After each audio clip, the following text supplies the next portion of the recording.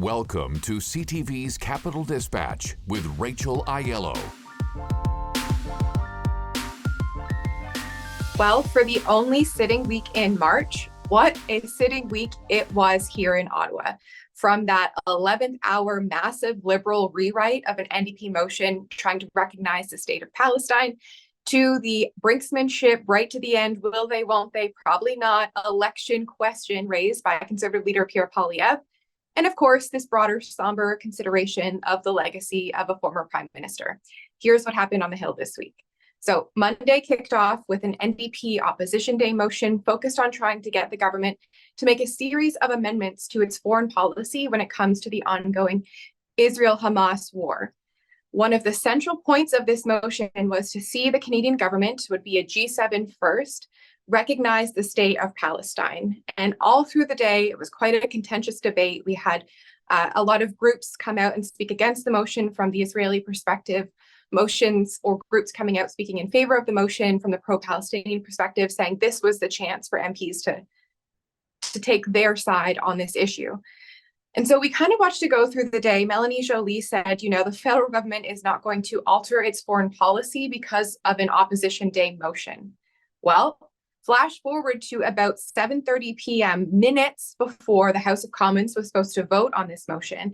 In comes House Leader for the government, Stephen McKinnon, and basically blows up the motion. He brought forward this 500-word amendment, going almost line by line, making changes to what the NDP proposed. And before we knew it, the motion had been approved, rewritten.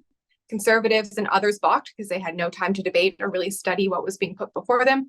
The vote had to happen Monday, and it did. Ultimately, the NDP and Liberals teamed up and agreed to change the motion. So instead of seeing the government call or recognize the state of Palestine, the wording was really watered down to be something that the government would work towards recognizing as part of a two-state solution. Two-state solution has been part of Canada's policy throughout. So this was a very dramatic scene in the House Monday night, and it spilled over into a week-long drama for the Liberals. 3 Liberal MPs voted against this motion. One of them, Anthony Housefather, is now reflecting on whether he even has a role in the caucus. So we'll be watching that as it unfolds. Other questions going on about how Canada and Mélanie Joly are shifting Canada's position on this war as a result of this motion. It was really the week of opposition motions, because the other element I wanted to chat about is what went on with the Conservatives and their latest ratcheting up of their resistance to the carbon tax. So first, we had an Opposition Day motion on Tuesday calling for the government to spike the hike and that planned April 1st increase to the price on pollution. That failed, and that prompted Conservative Leader Pierre Poilievre to make good on a threat that he was going to move a motion of non-confidence in Prime Minister Justin Trudeau. Motions of non-confidence are high stakes. They're essentially signaling that if they were to pass, the House of Commons has lost confidence in the government, and that would, by convention, see them fall, step aside, and an election called. Poilievre said he wanted a carbon tax election, but underpinning all of this, and really why there was not a lot of suspense around this non-confidence motion, is that Liberal NDP two-party deal.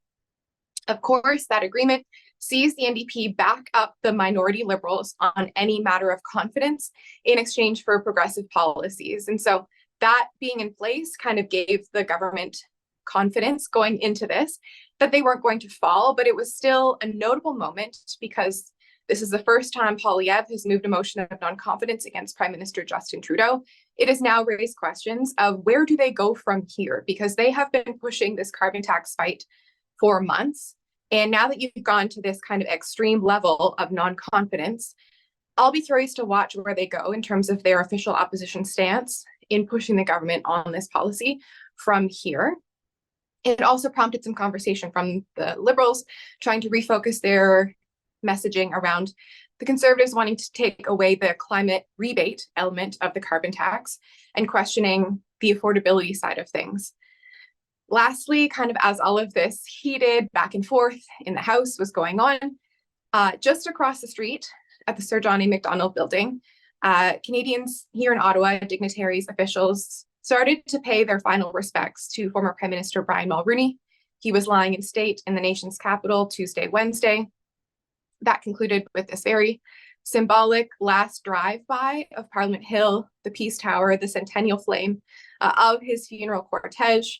And from there, they made their way to Montreal, where we'll get into this a bit later.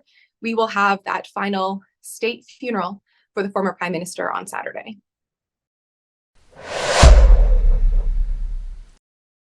The Elections Act has to evolve with new technologies.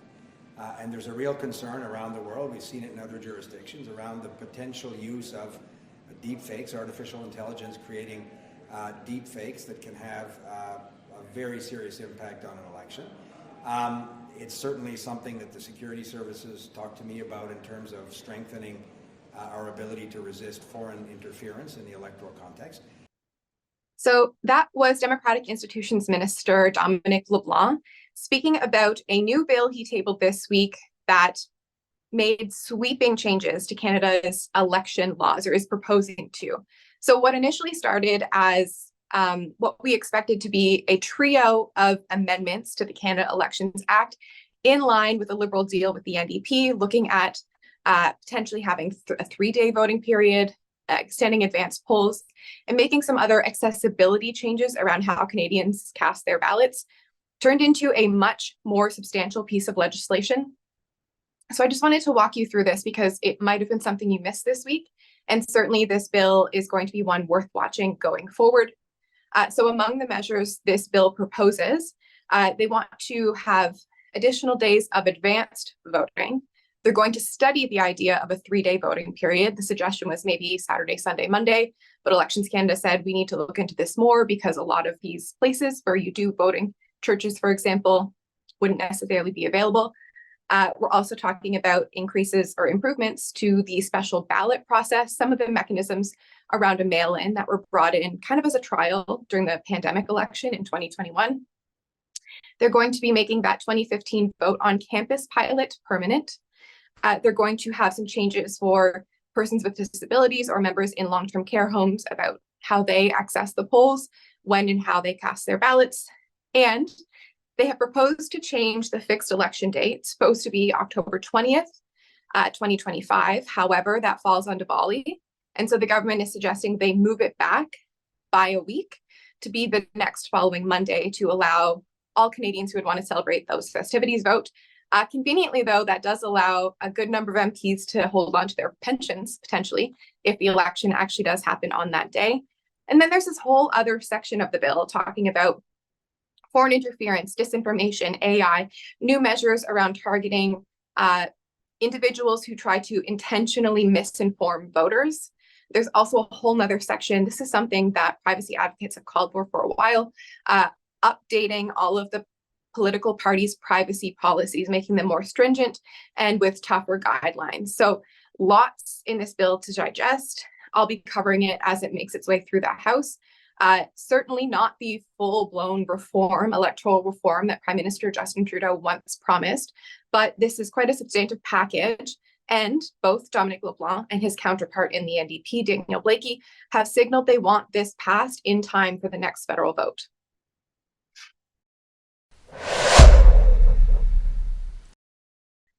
As for what I'm watching next week, MPs are back in their ridings for another 2-week break, so dispatch will take a pause before coming back ahead of that big federal budget.